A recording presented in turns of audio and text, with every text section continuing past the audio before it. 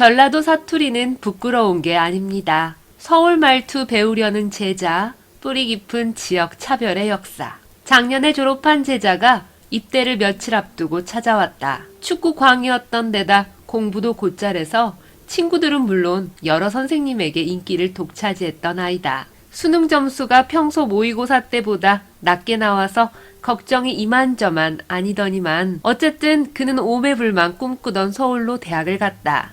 여느 아이 같으면 망친 수능에 대한 아쉬움이 남아 반수 고민을 했을 테지만 대학 생활에 만족한다면서 지난 학기 장학금까지 받았다며 우쭐댔다. 신입생답지 않게 열심히 공부했던 모양이다. 전국에서 모인 학과 친구들과 이따금 술도 마시고 함께 스터디도 하면서 나름 즐겁게 지내고 있다며 근황을 들려주었다. 고등학교 시절엔 소풍 때도 교복을 입고 올 정도로 소문난 범생이었는데 한껏 멋을 낸 옷차림에 하마터면 순간 못 알아볼 뻔했다. 노랗게 염색을 한 머리에 길게 늘어뜨린 목걸이, 치렁치렁한 팔찌까지 연예인을 흉내낸 듯한 옷차림이 무척 어색했다. 그런 모습을 바라보는 낯선 눈빛에 자기도 머쓱했던지 이따금 교복을 입고 싶을 때도 있다며 너스레를 떨기도 했다. 그런데 그보다 정작 그를 낯설게 만든 건 따로 있었다. 바로 어색한 서울 말투였다. 대화 중에 익숙한 사투리가 나올라 치면 다시 주워 담고 일부러 서울말로 고쳐 말하곤 했다. 이를테면 매우 라는 뜻의 사투리인 겁나게를 은근슬쩍 되게로 교정하는 거다.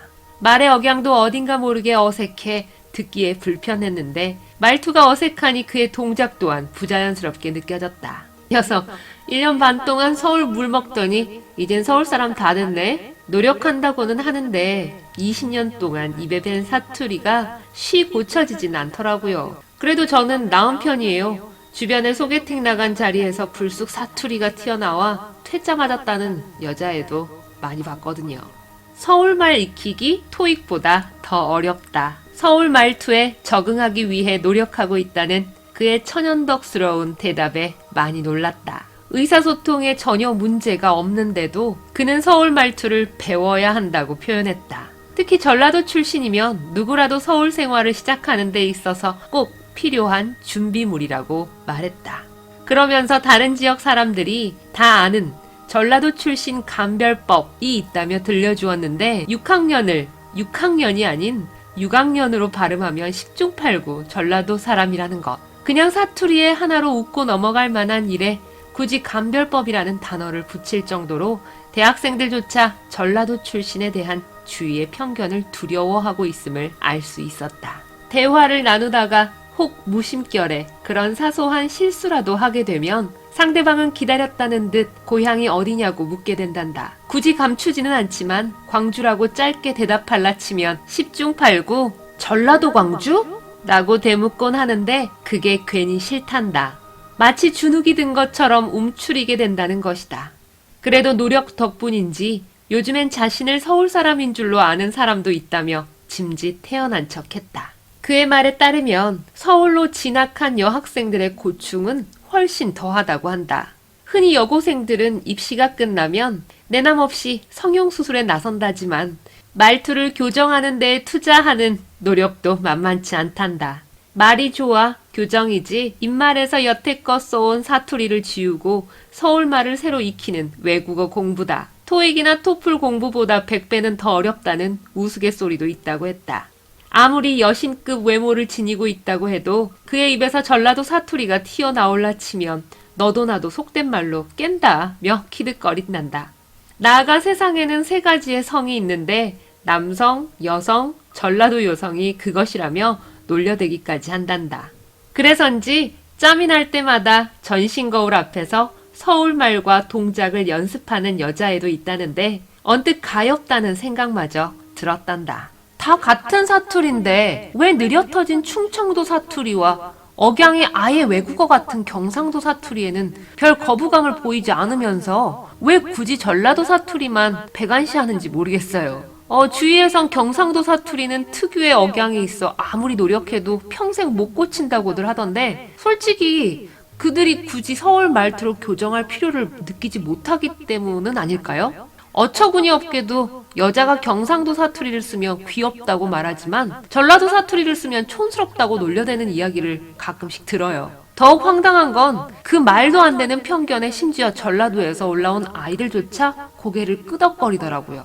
말투조차도 전라도가 왕따 당하는 느낌이에요. 그래서인지 어떤 때는 고향이 전라도라는 게 괜히 부끄럽다는 생각마저 들기도 했다니까요. 갓 대학에 들어간 젊은이들조차 움츠러들게 하는 이 자격지심은 대체 어디서 비롯된 걸까? 나 역시 전라도 순천이 고향이고 지금까지 서울과 경기, 광주 등지에서 각각 10년 넘게 살아왔지만 전라도 출신에 대한 이유 있는 험담은 들어본 적이 없다. 기껏해야 낭설에 가까운 이야기거나 끼리끼리 떠들어대는 카더라식 뒷담화가 전부였다. 몰상식한 것이라도 인구에 회자되면 상식적인 것으로 받아들여지게 되는 것인지 언제부턴가 일부에선 전라도와 관련된 일이라면 무조건 색안경을 끼고 바라보는 것 같다. 관심만 끌 수 있다면 폐륜적인 짓도 서슴치 않는 일베의 전라도 혐오글에 맞장구 치는가 하면 M1 역사까지 끌어들여 거짱케 반역향 운운하는 것이 그 예다. 이는 기실, 맹목적인 증오에 가깝다. 누이가 전해온 이야기, 전라도를 향한 맹목적 차별. 몇 년 전 경기도에 사는 누이와 언쟁을 벌인 적이 있다. 아파트와 직장에 전라도 사람들과는 상종하는 것조차 싫다고 노골적으로 말하는 이들이 적지 않다며 말문을 열었다. 처음엔 편견으로 가득 찬 그 사람들을 이상하게 봤지만 요즘엔 그들의 말에 맞장구 치는 이웃들이 신압으로 늘었다는 것이다. 더욱이 누이가 사는 곳은 유난히 전라도가 고향인 사람들이 많다는데도 남들 앞에 되레 눈치를 보고 입조심하며 살게 됐단다. 맨날 듣는 말이라 익숙해져선지 이젠 진짜 전라도에는 남의 뒤통수를 치는 사람만 모여 사나 싶은 생각도 들어. 전라도 사람끼리도 아니 땐 굴뚝에 연기나랴 싶다는 이야기까지 오간다니까. 전라도 사람들을 흉보는 이들의 이야기가 하도 그럴싸해 멍하니 듣다 보면 전라도가 고향이라는 거를 진짜 숨기고 싶어지기도 해. 누이가 언급한 그럴싸한 이야기는 대충 이런 것들이었다. 전라도 사람들은 어디서든 향후회를 만든다는 것. 전라도에서는 투표만 했다 하면 야당에 몰표를 던진다는 것. 연고 프로야구팀 응원을 해도 다른 지역과는 달리 유별나다는 것 따위다. 그러한 이유를 곰곰이 따져보면 대체 뭐가 문제인가 싶지만 색안경을 끼고 보니 하나같이 못마땅한 것 투성이다. 수십 년간 차별받아온 지역이다 보니 동양 사람들과 서로 의지하며 끈끈한 유대관계를 맺는 건 인지상정 아닌가? 비유하자면 힘없는 노동자들이 뭉쳐야 하는 것처럼 약자인 전라도 사람들의 생존 방식으로 이해할 수도 있다. 다소 폐쇄적으로 보일지는 몰라도 권력을 가진 이들끼리 형님 동생하며 서로 끌어주고 밀어주는 것과는 본질적으로 다른 차원인 셈이다. 선거 때마다 야당에 몰표를 던져온 투표 형태도 측은하게 여길 사안이지 욕할 건 못 된다. 1980년 5월 광주의 하늘, 조금이나마 헤아릴 수 있다면 그들의 투표는 단순한 정치적 행위가 아닌 한을 위무하는 의식이라는 걸 이해할 수 있다. 곧 몰표는 5.18 광주민주화운동을 폄훼하고 역사 왜곡을 일삼는 이들에게 보내는 전라도 사람들의 한 맺힌 경고장인 셈이다. 당시 광주가 흘린 피를 덮고 관심을 다른 곳으로 돌리기 위해 전두환 정권이 주도해 만든 것이라는 사실을 알면서도 프로야구 지역 연고팀의 승리를 그토록 갈구한 것도 같은 이유에서다. 타이거즈의 승리를 통해 죽임을 당하고 차별을 받아온 서름을 잠시나마 달랬던 것이다. 비록 판타지였을지언정 그렇게라도 신선했던 자신들의 삶을 투사하지 않으면 못 견디는 곳이 바로 전라도였다. 누이는 이런 해명이 막무가내인 그들 앞에선 전혀 통하지 않는다고 단언했다. 전라도 하면 곧장 떠오르는 게 조폭이고 5.18을 두고는 북한군이 내려와 저지른 소요 사태쯤으로 알고 있는 이들에게 뭘 더 바라겠냐며 반문했다. 심지어 영화나 드라마에서 악역은 죄다 전라도 사람들이 아니냐며 그걸 전라도 혐오의 근거랍시고 내놓는 이들마저 있다고 혀를 내둘렀다.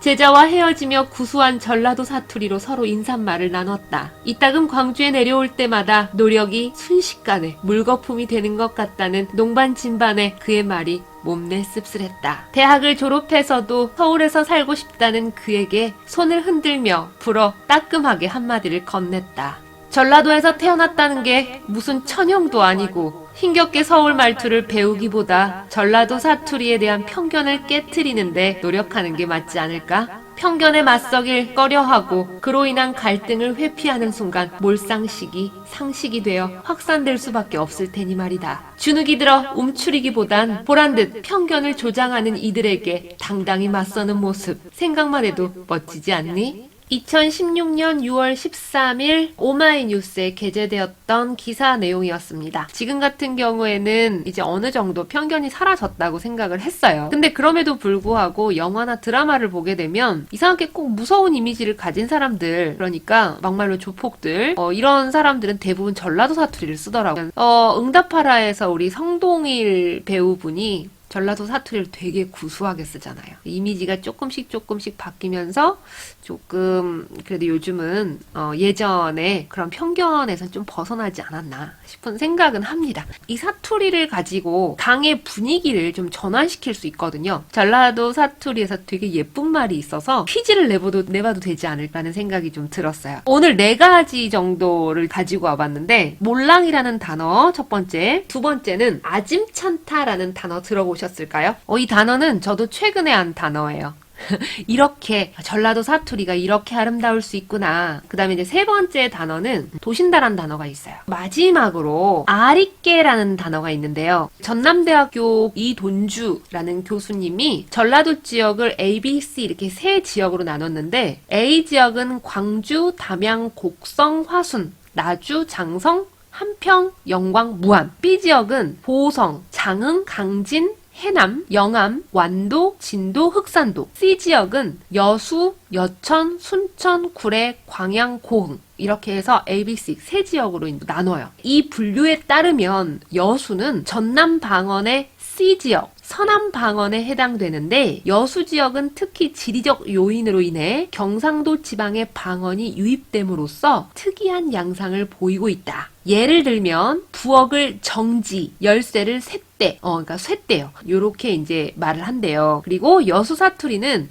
다른 지역보다 훨씬 다양하고 풍부하다. 특히 여수 사람들이 생활하는 환경과 밀접한 관계를 가지고 있는 바다와 관련된 말이나 날씨와 관계되는 말에서 매우 독특한 점이 발견된다. 다른 지역에서 사용하지 않은 어휘가 현재도 그대로 사용되고 있다는 것이다. 4가지 제가 처음에 몰랑이라는 단어 말씀드렸죠. 그 단어는 산등성이, 그러니까 산의 가장 높은 곳, 꼭대기 정도, 언덕배기 요렇게도 나와 있더라고요. 그래서 고흥에 가면, 전라남도 고흥에 가면 몰랑이라는 카페가 있어요. 저희 어머니 말씀으로는 좀 비싸고 풍경은 되게 좋대요. 왜냐하면 이제 산 등성이에 있는 거니까. 두 번째 단어 아짐찬타라는 말은요, 고맙고 미안하다라는 뜻인데 조금 더 정확하게 말씀을 드리면 남에게 신세를 지게 돼서 마음이 편하지 않다. 그리고 미안하기도 하고 고맙기도 하다. 사용되는 단어라고 합니다. 자, 그리고 이제 세 번째 단어는요. 이건 진짜 여수에서만 사용하는 단어인가 싶어요. 도신다라는 단어가 까분다 라는 뜻이라고 합니다. 말이 참 예쁘죠? 까분다라는 뜻인데 도신다. 마지막 단어는 아리깨 라는 단어였잖아요. 전날에, 이전에 라는 단어라고 합니다.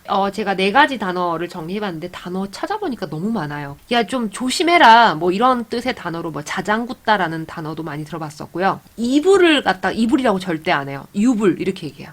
유불 좀 갖고 와라. 껌 안 하죠. 끔 이렇게 얘기해요. 기사 내용과 다르게 제가 좀 가벼운 얘기를 하고 있는데 이 사투리로 인해서 처음에 제가 강의를 했을 때는 조금 많이 힘들었었어요, 실은.